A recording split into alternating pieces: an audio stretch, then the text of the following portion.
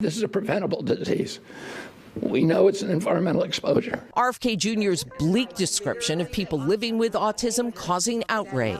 Kids who will never pay taxes, they'll never hold a job, they'll never play baseball, they'll never write a poem, they'll never go out on a date. It is demeaning, it is dehumanizing, and it is flat out wrong. I think a lot of autistic people have quite a bit to contribute to the world. Acetaminophen, commonly known as Tylenol, during pregnancy can be associated with a very increased risk of autism. There is no link to Tylenol causing autism.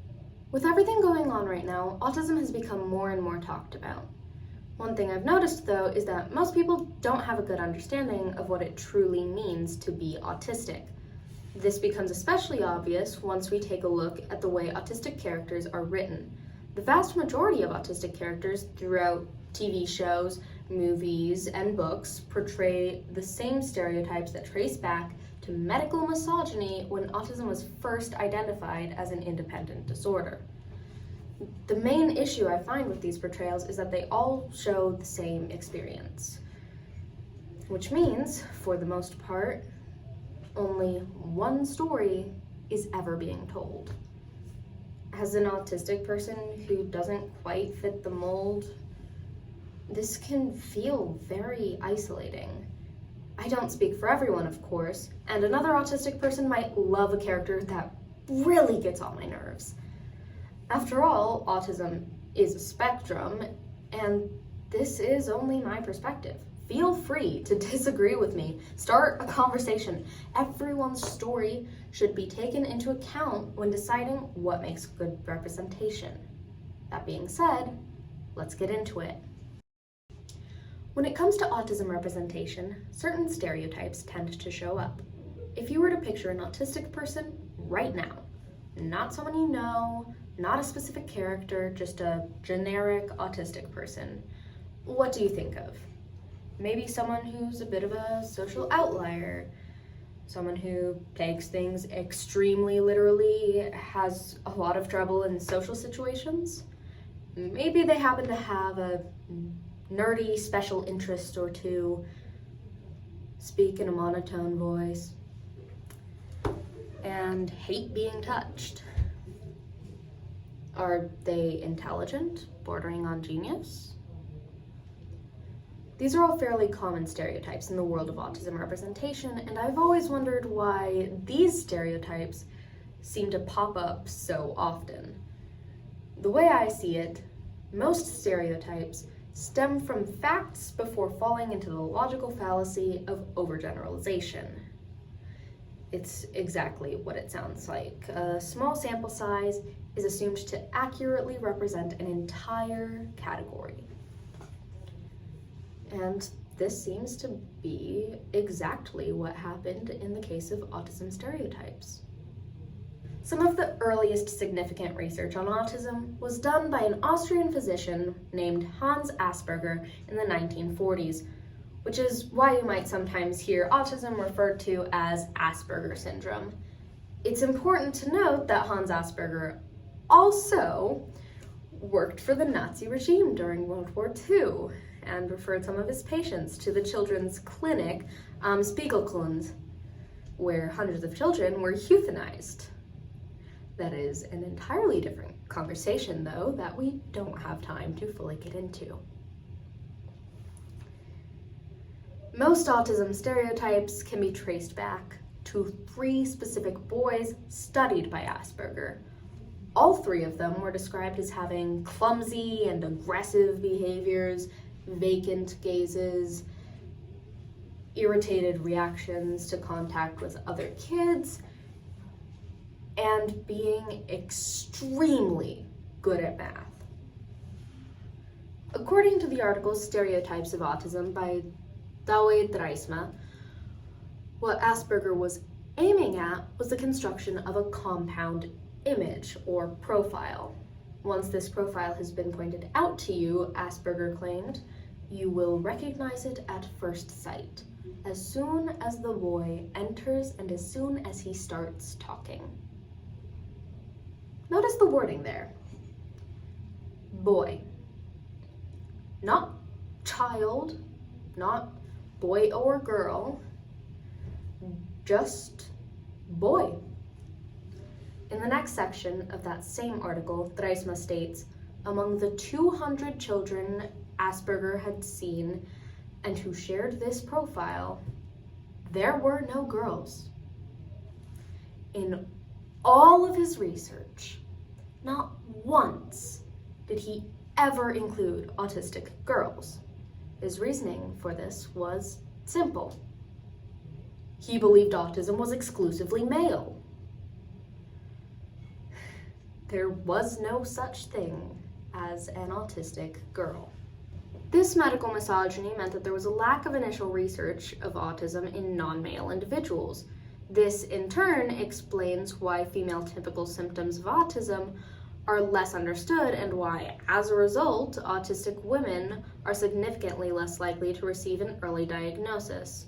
Many even struggle to get a diagnosis from a doctor without going to a specialist, which has a higher price and longer wait times. I, for one, was on a wait list for 2 years before I got my diagnosis.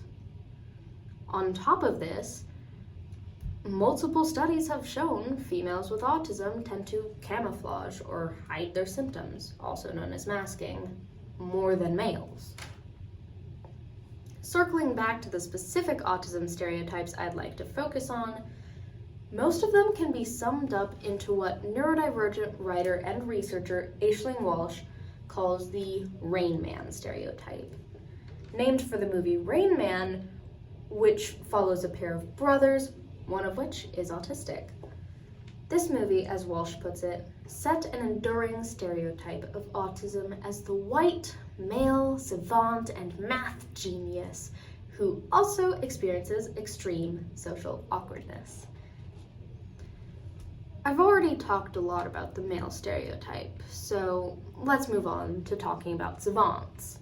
In case you haven't heard that term before, it essentially means someone who is exceptionally skilled in a specific area, usually math or art. Now, think of all of the autistic characters that could be characterized as savants. It's a lot.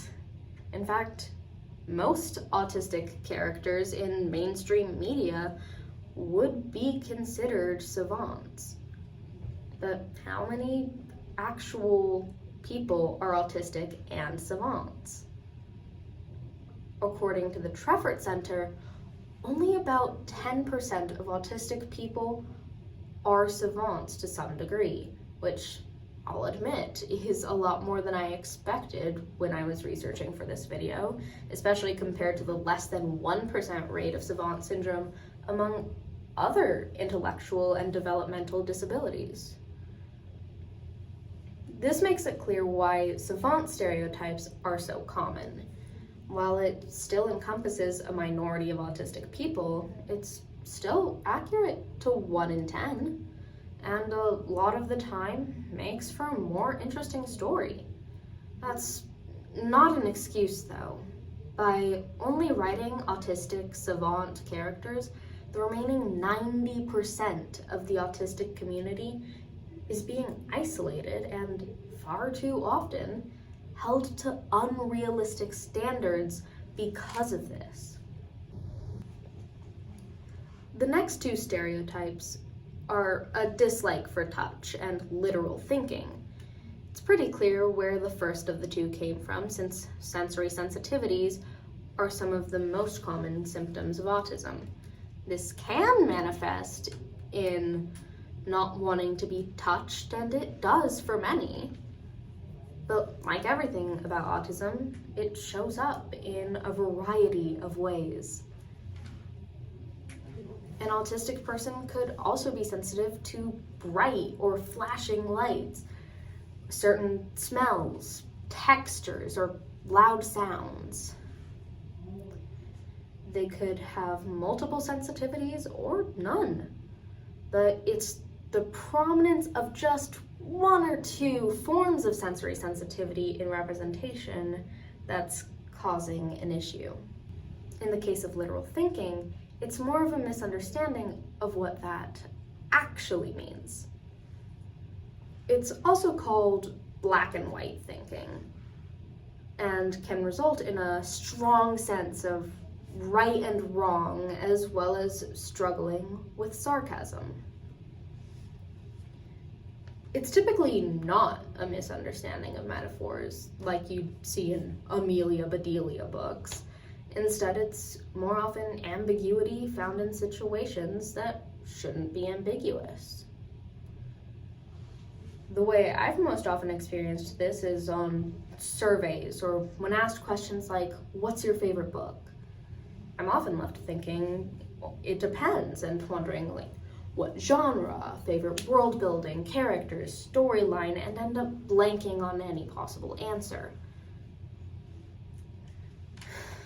A neurotypical person, on the other hand, would just say the title of the first good book that comes to mind, and would easily understanding the party or library style survey questions as asking about stereotypical parties or reading a book.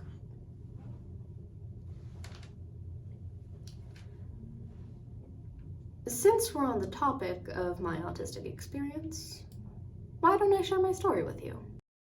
My parents and teachers suspected I might have autism ever since I was little, but every time they took me to the doctor to ask about a diagnosis, they dismissed it as just my ADHD.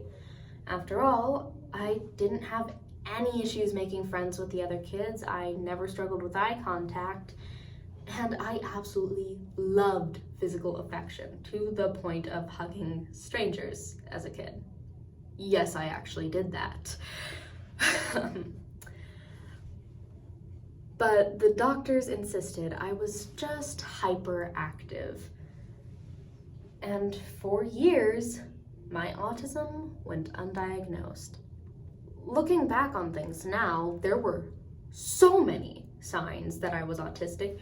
It's honestly shocking how it took so long to get a diagnosis. I always had trouble understanding what was acceptable behavior or what wasn't, and that often led to some unfortunate outcomes. During this time, some of my friends got me into YouTube reactions, and one of my favorites was a series reacting to Darman videos. It was through this that I got my first impression of autism. The video in question is "Girl Gets Bullied for Liking Unicorns." And revisiting it now is almost painful. And not just because it makes you question if the scriptwriters had ever even seen a middle school. To start, the autistic character seems to be the only person at her school with glasses and braces, and she even appears visually younger than the rest of the cast. She also talked differently and wore huge headphones, almost like they were trying to scream, "This girl's autistic," with every piece of her character.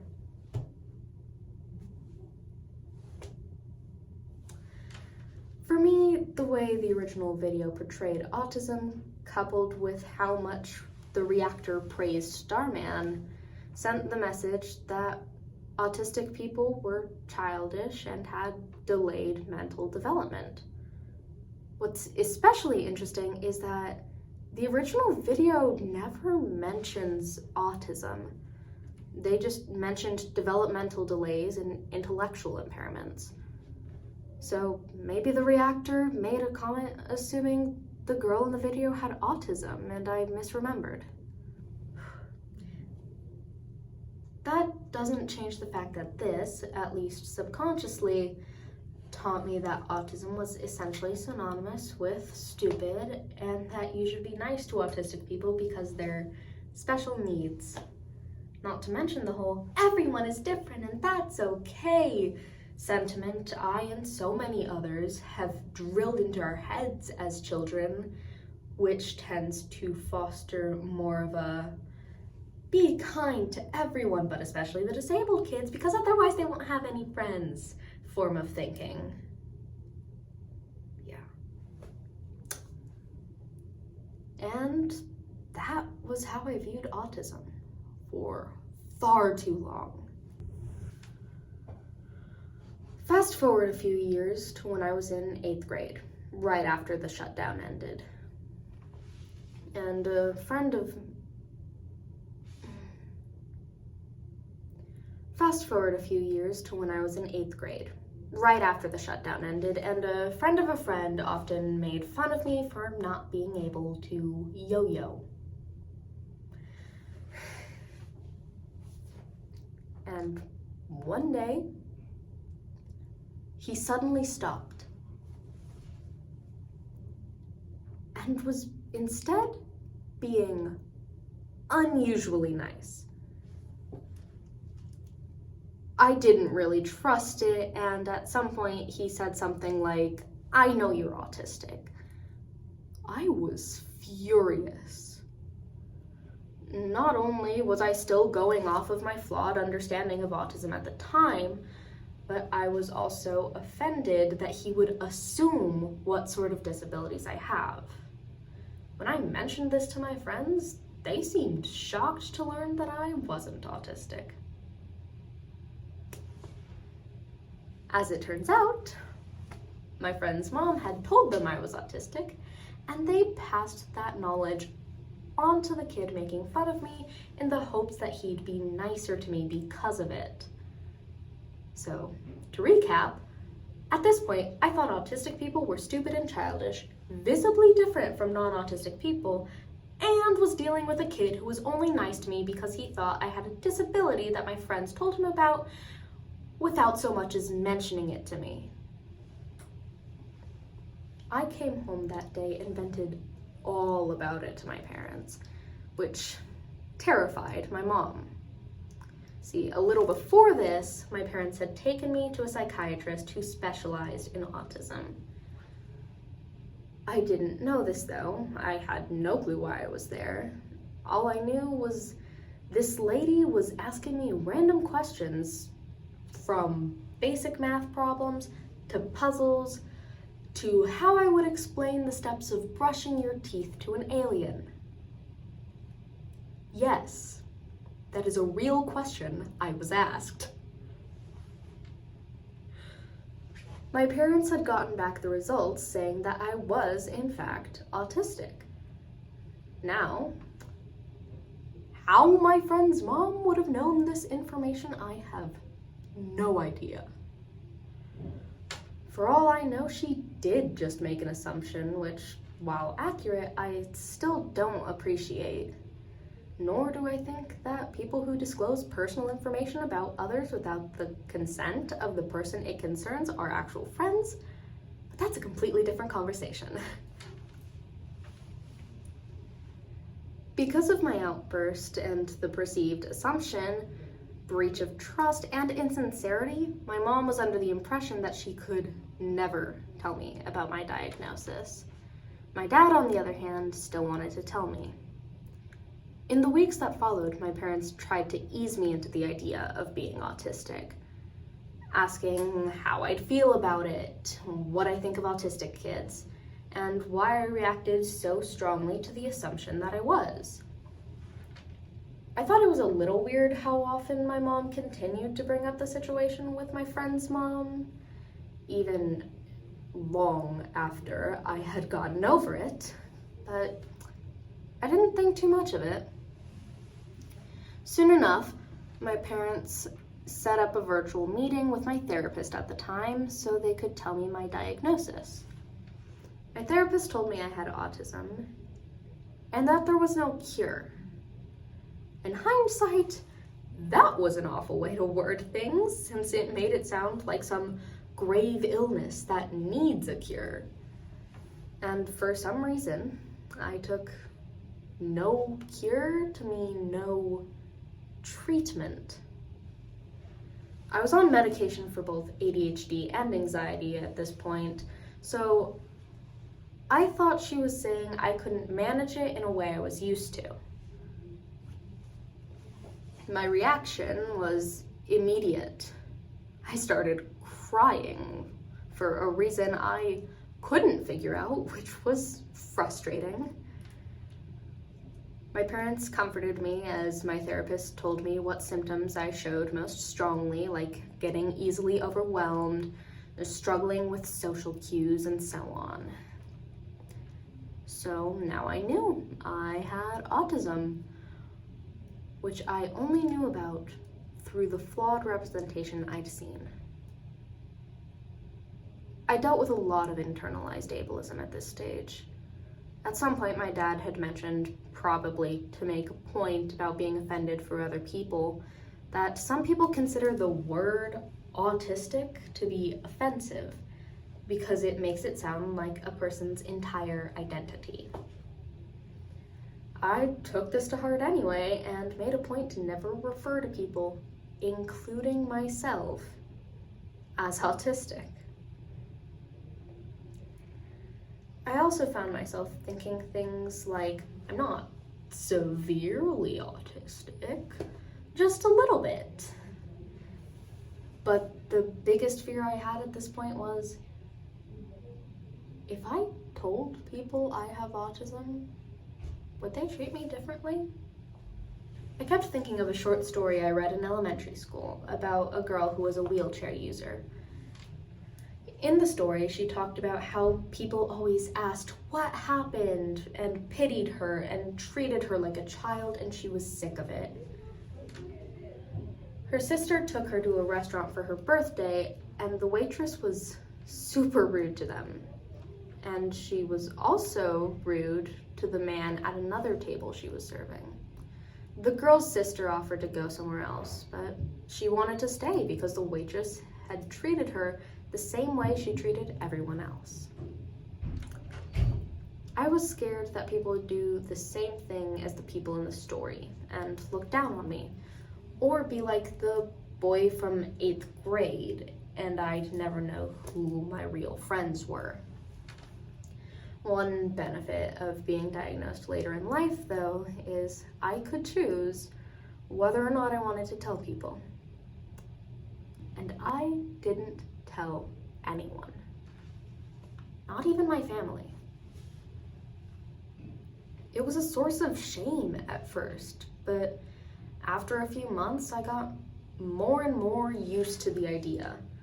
I met other people with autism, and my dad told me about the autistic characters in the shows he watched, and I learned to accept it as a part of myself.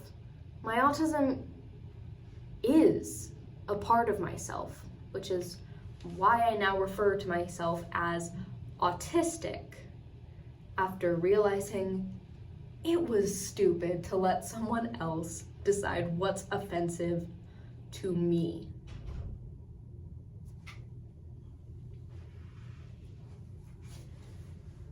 I was originally planning on disclosing my autism diagnosis with my high school my sophomore year, but my biology teacher had control issues, so I wasn't comfortable with him knowing. I did tell my family though, my grandparents, my uncles, aunts, and cousins. It was nerve-wracking, but it felt good to be supported, even though some of my family seems to fall for dangerous misinformation. That's why this matters though. The flawed representation I saw before I got diagnosed shaped how I viewed autistic people, and later how I viewed myself after I learned I'm autistic. It caused me quite a bit of harm, and I hate to think what I would have done if my mom had convinced my dad to never tell me. The last thing I want is for future autistic kids to go through anything even remotely similar to what I experienced. So, let's talk about how to write better autism representation. There's two kinds of representation I want to talk about. The first being intended representation, which is exactly what it sounds like. Characters written with the intent of being autistic, whether it's explicitly stated by the characters or confirmed afterwards by the creator. These would be characters like Dr. Sean Murphy from The Good Doctor, Sheldon Cooper from The Big Bang Theory, Max from Daniel Tiger's Neighborhood, and Carl Gold from Arthur, among others. Notice anything interesting? Maybe the fact that all of the examples I just gave are male. There are some female autistic characters like Julia from Sesame Street and Matilda from Everything's Gonna Be Okay, but the vast majority are male. Unfortunately, I didn't have time to thoroughly watch everything. However, I did select a few significant episodes from each show to watch fully. Let's start with Sean Murphy. He's an autistic man with savant syndrome who moved to San Jose to start his residency as a surgeon. He shows some sensory sensitivity, a strong sense of justice, and is fairly blunt. He's portrayed by two actors, Graham Vercheer for flashbacks to his childhood throughout season 1, and Freddie Highmore for the main plotline, neither of whom is autistic.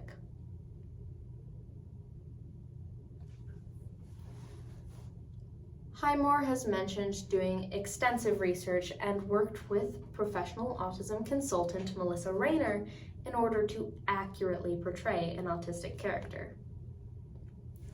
Unfortunately, though, Rayner works with Autism Speaks, which has faced significant controversy and backlash from the autism community due to their focus on a cure for autism, among other things. It is worth noting that Rayner is a medical professional with a master's in special education. However, everyone has biases. As far as stereotypes go, The Good Doctor does a good job of pushing back against some misconceptions. For one thing, Sean isn't the only autistic character in the show. In Season 1, Episode 7, a young boy is brought into the hospital, screaming and flailing. The EMTs working to restrain him refer to him as psychotic.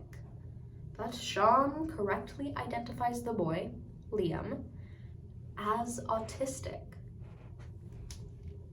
It's made clear that Liam's autism would be considered more severe than Sean's. Liam has more sensitivity to things like bright lights. He seems to be partially nonverbal, as he often struggles to speak more than a few repeated words, and gets overwhelmed incredibly easily. Throughout the episode, Sean works with Liam alongside another doctor he had asked to help, who he said is good with people who have autism. Since Sean is also autistic, he's understanding of the boy's needs and is able to help him cope with the stress of being in the hospital. Liam's parents, on the other hand, are overbearing, often speaking on his behalf and overriding Sean's attempts to help. The parents also seem to view their son's autism as a window into what all people with autism are like, so they don't trust Sean to do the necessary surgery to help Liam. The other doctors on Sean's surgical team vouch for him, stressing his qualifications and the skill he's consistently shown during his residency. The parents still stand by their decision until Liam asks for Sean. Sean does the surgery, making the first cut, and saves Liam's life. By the end of the episode, the parents are making an effort to listen to their son more rather than assuming what he needs. One thing I really like about this episode in particular is that it shows autism as a spectrum with a variety of ways in which people can experience it. It does still only show what would be considered severe cases of autism in white males, though it does show that autistic people should be listened to and understood. Back to Sean, as the series progresses, He develops a relationship with a girlfriend and eventual wife, showing that autistic individuals can have love lives. And the children they have completely remove the asexual stereotypes commonly seen in disability representation, not just autism. Yes, we can be asexual, but not all of us are. In season 7, episode 1, Sean is even shown empathizing with the parents of an infant he's operating on by saying he'd use the same technique on his own son if put in the same situation. Overall, I think they did a decent job of showing autism, although there are definitely a lot of things it could have done better. In kids' shows, representation is especially important, since it's some of the first exposure a lot of kids will have to diverse casts of characters. In Daniel Tiger's Neighborhood, Teacher Harriet's nephew, Max, is autistic. He has his own way of doing things, special interests, and sensory sensitivity. More specifically, his audio sensitivity is highlighted the most. He's shown stimming and coping with weighted blankets and noise-canceling headphones. The other kids repeatedly overwhelm Max, despite being told his needs. But then again, we are talking about 4-year-olds. I would honestly be more shocked if they were mature about it. The explanations given are simplified, since it's intended for a preschool audience, but they do a pretty good job of showing when Max is getting overwhelmed. He's even played by an autistic child, Israel Thomas Bruce. Since the characters and target audience are so young, it's hard to tell if they did a good job with the representation, especially considering Max only appears in 3 episodes, each about 13 minutes long. It still shows the same male typical symptoms of autism that perpetuate stereotypes, but I do like that Max shows autism as something neutral, rather than a tragedy or a gift. To get a bit of variety into the representation being discussed, I'd also like to talk about Julia from the kids' show Sesame Street. Julia was created with a large influence from the Autism Self-Advocacy Network, so she shows much milder symptoms of autism that are far more realistic than many other portrayals. Julia wasn't puppeted by an autistic actor, however, her puppeteer is the mother of an autistic daughter. You might have noticed that I skipped over Sheldon Cooper from The Big Bang Theory, and I'll come back to why I did so in a moment. It's never said outright in the show that Sheldon is autistic, though it does seem to be heavily implied by the screenwriters through his special interests, need for order, social awkwardness, and savant tendencies. This does mean he falls into the Rain Man stereotype as yet another white male savant. However, this is somewhat buffered by the fact that the entire main cast are geniuses, meaning there's a narrative reason for it. The show wouldn't work if he wasn't, at least not the way it was intended. In fact, if Sheldon wasn't a savant, he would be, to put it bluntly, the least intelligent member of the main cast, perpetuating the idea that autism is a deficit. Sheldon does, as I mentioned before, have a close circle of friends who understand him, and even a girlfriend, showing that an autistic person can have romantic partners and a social life.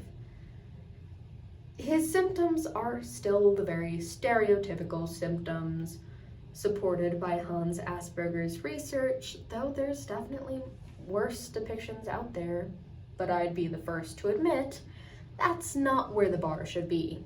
If the bar for good representation is, it's not the worst, then I don't know if I have much hope for society. I mentioned earlier that I intentionally skipped Sheldon. And that's mostly because the creators can't seem to agree on his status as an autistic person. Bill Prady, who is one of the co-producers of the show, has explicitly denied Sheldon being autistic. However, the non-autistic actor who portrayed him believes it couldn't be more obvious that he's autistic. And, like I said before, the show seems to heavily imply the diagnosis. This makes Sheldon the perfect way to segue into the second type of autism representation I mentioned. Claimed representation is a character who is not written with the intention of being autistic, that still shows signs associated with it. Signs that autistic fans of the show tend to pick up on, causing them to give the character a pseudo-diagnosis. This also happens with other identities, but I'm just going to focus on autism for now. If you're familiar with fandom culture, you probably know this phenomenon as a headcanon. Now, there's a fine line between claimed representation and assumed representation. Assumed being when non-autistic people believe a character is autistic due to certain stereotypes. I mentioned Amelia Bedelia a while ago, and she would fall into the assumed representation category. If you grew up reading the Amelia Bedelia books, you know that she takes everything literally to an absurd degree. She doesn't understand metaphors, misinterprets simple instructions, and seems to have never heard of context clues. I've seen a couple of people refer to her behavior as autistic, but this is an unrealistic caricature of what autism actually is. Claimed representation tends to be far more nuanced than this. There are so many characters from so many different shows who have been headcanoned as autistic by fans that I couldn't even list them all, let alone provide analyses for each one. So this is going to be more of an overview. Characters that have been claimed as autism representation also span many more mediums than intended representation, at least from what I've seen. So I'll try to split them by category as well. Starting with TV shows like Gravity Falls, Max and Ruby, and The Owl House, there are a variety of claimed autistic characters to choose from that encompass a more realistic view of autism. Mabel Pines, for example, is admittedly a bit odd,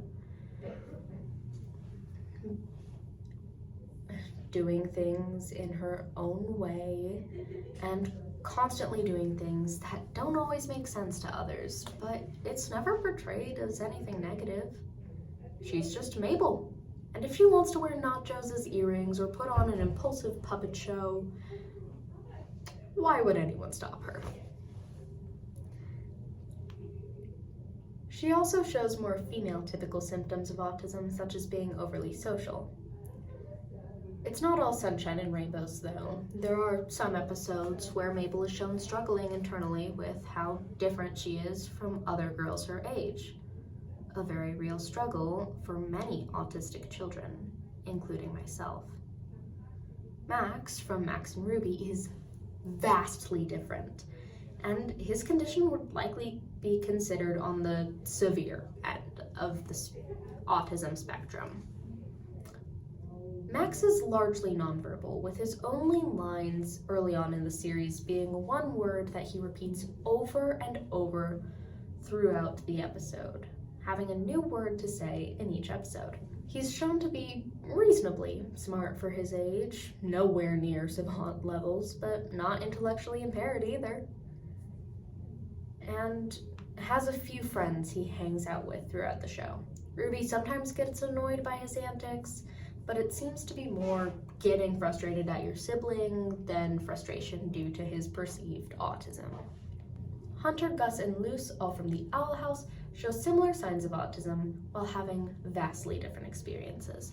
Hunter, for example, is very socially awkward and not great with social cues, though that could be more attributed to his extremely sheltered upbringing. He gets really excited about the things he enjoys and takes a lot of time to adapt once his situation changes. Personally, I think it would be more accurate to say Hunter has PTSD and anxiety rather than autism, but the thing I love about claimed representation is you can see it however you want to. Gus is a more interesting case, having an entire episode of season 2 revolve around what seems to be a metaphorical representation of an autistic meltdown. He has a special interest in all things human and has a need for at least some level of order and control. I've also seen some people speculate that Gus's father is autistic and that Gus simply learned autistic behaviors from him, which would make Gus autistic coded, not actually autistic. Though we don't see Gus's dad except for a few short scenes and cameos, so it's hard to say for sure. Luce, the main character, was bullied her whole life for being the weird kid due to her intense special interests and unique ways of doing things, which causes her mom to worry about how she'll cope in a world not made for people like her. Throughout the show, Luce finds people who get her and a place that she can thrive in. The creator of the show, Dana Terrace, said that she wrote Luce with some form of neurodivergence in mind, but didn't play into any specific diagnosis, instead opting to focus on the character and the story. Most fans, including myself, agree that Luce is ADHD and autistic. There's also movies such as Forrest Gump and K-pop Demon Hunters. Forrest Gump embodies a lot, and I mean a lot, of autism stereotypes. Though some members of the community have been able to see themselves in his character. He has an odd speaking pattern, a strong sense of justice, doesn't understand social cues, and is a prodigy at ping pong. For some reason. He also shows empathy for other characters and seems to enjoy socializing with others. I don't think that balances out the insane amount of stereotypes, but it does make me wonder if these kinds of stereotypes are more acceptable if the representation is claimed rather than intended. I'll come back to that in a moment. In K-pop Demon Hunters, Zoe, although we don't see much of her, does show some telltale signs of autism. Namely, the special interests, feeling like she doesn't fully belong anywhere, hyper-social behavior, and masking in the form of being a people pleaser. One thing I really like about Zoe's portrayal is that her special interests are important to her identity, but they aren't her entire personality. The same goes for almost all of the other characters I've talked about in the claimed representation category. Because claimed autistic characters weren't written with a diagnosis in mind, they're complex people with some traits that could be read as autistic. There's also claimed autism representation in books. For example, Nico D'Angelo from the Percy Jackson universe, and Luna Lovegood from Harry Potter. Nico has special interests that don't become his entire personality, and has some difficulty with socializing, however he gets better with that as the story progresses. Overall, I do see Nico as autistic, and I love him as representation. Luna Lovegood, on the other hand, is someone I would consider reclaimed representation. Like many other things about the Harry Potter franchise, Luna's characterization isn't great. to say the least. There's plenty of other videos that go in depth on this topic that you can watch if you want more information. But the short version is that Luna Lovegood is comic relief. She's written to be a freak, an outcast, the weird kid with no friends. She does her own thing, says stuff that doesn't make sense, and is made fun of by pretty much every other character, including the main cast. Despite this, I and several other autistic fans of the franchise identify with and relate to Luna. Fans have created improved characterizations for her character that portray her as more accepted by her peers, and taken more nuanced approaches when expanding on how they view her. Honestly, I think I was a little blinded by how much I relate to Luna to realize how negatively she's portrayed. And I don't think I could, in good faith, call her good representation with the way she's written in the books. However, the version of Luna Lovegood created by fans is, without a doubt. The final two examples I want to give of claimed representation are Virgil and Logan from the web series Sandersides. This is an incredibly unique case since Sandersides is about one person learning about himself by exploring his identity through personified versions of the different facets of his personality. Virgil is the personification of anxiety. He's easily overwhelmed, doesn't like loud noises, and enjoys all things scary. He's a bit of an antagonist and an outcast in early episodes. However, throughout the series, the others learn to accept him for who he is. He's by far my favorite character, and I do think he does a good job of representing autism. Logan, on the other hand, displays every single stereotype I hate. He's the embodiment of logic, so he's a savant with an intense need for structure. He's very quick to anger, doesn't understand how people work at all, and literally has flashcards to learn slang words. And I don't mind any of it. Don't get me wrong, Logan definitely isn't my favorite example of autism representation, claimed or not. And I definitely prefer Virgil as far as representation goes. But some other autistic fans really relate to Logan and have pointed out the things he does well for representation. For example, he talks with his hands far more than the other sides, and is shown frequently stimming. He gets frustrated because he isn't listened to and has very intense special interests, but is still a very complex character. I posed a question earlier about whether stereotypes are more acceptable in claimed representation, and because of Logan, I think my answer is yes. Ultimately, I think autism representation is best when actual autistic people are involved, whether that's in the writing, production, or the actor playing the character. I do prefer when an autistic actor is cast in an autistic role, but in the case where that isn't possible for whatever reason, I suggest doing extensive research and taking feedback from the autistic community in order to treat autism with the nuanced perspective it deserves. Overall, my main issue is the use of the same few stereotypes, the same symptoms, the same archetypal characters that portray only one form that autism can take. It's clear that more nuanced characters can be made.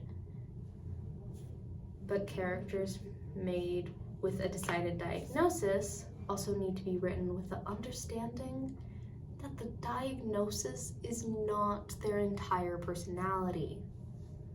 And above all else, we need to show different kinds of autism. It's a spectrum, and everyone experiences it differently. I don't expect perfect, but I do expect variety. And that's something I haven't seen much of outside of claimed representation. The quickest way to see a change is to break down the stereotypes, one story at a time. If you're not autistic and you want help, then write a story with autistic characters.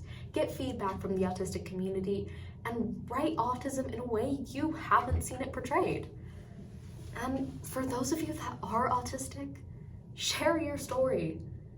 It doesn't have to be your whole life, just a few sentences or a minute-long video.